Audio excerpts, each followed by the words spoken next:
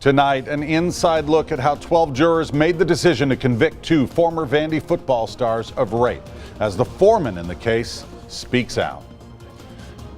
Good evening. It was a quick decision, as tonight we've learned most of those jurors already had their minds made up going into deliberations last night. These new mugshots were taken of Brandon Vandenberg and Corey Beatty after they were led away from court. Both men are being kept under medical observation for the next 72 hours. New at 6, Chris Conti is in the newsroom with more on the decision the jury made. Chris? And Vicki, that jury foreman Todd Easter told us that at times last night things did get heated while they were deliberating. But in the end, the decision was clear.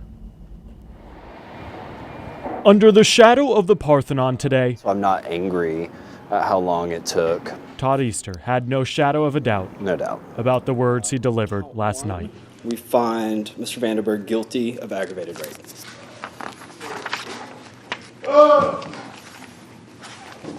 I wanted to be the one to read the verdict. On count 2, we find Mr. Vandenberg guilty of aggravated rape.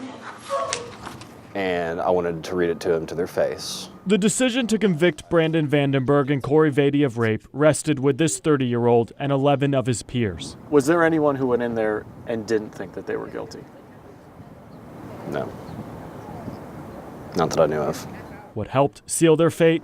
For Todd, it was that damning graphic video he watched over and over again of an unconscious female victim being Honestly, raped. I think what bothered me the most about the case were that they pled not guilty in the face of such incriminating evidence. I mean, hearing them laughing in that video, did that bother you? Yeah, it was devastating. It's really almost impossible to comprehend for me. It took jurors just 3 hours to deliver a unanimous guilty verdict on a collective 16 charges. I think that's clearly wrong whether she was unconscious or not.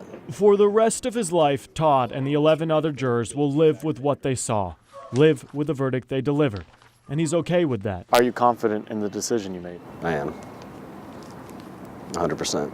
And for all the bad he has seen in the last 3 weeks, Todd just hopes some good can come of it. Sheds light on the fact that this happens all the time, and we don't hear about it.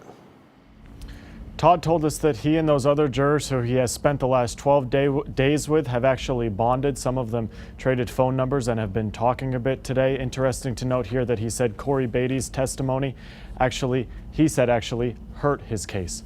We're live in the newsroom this evening. Chris Conti, News Channel 5 HD.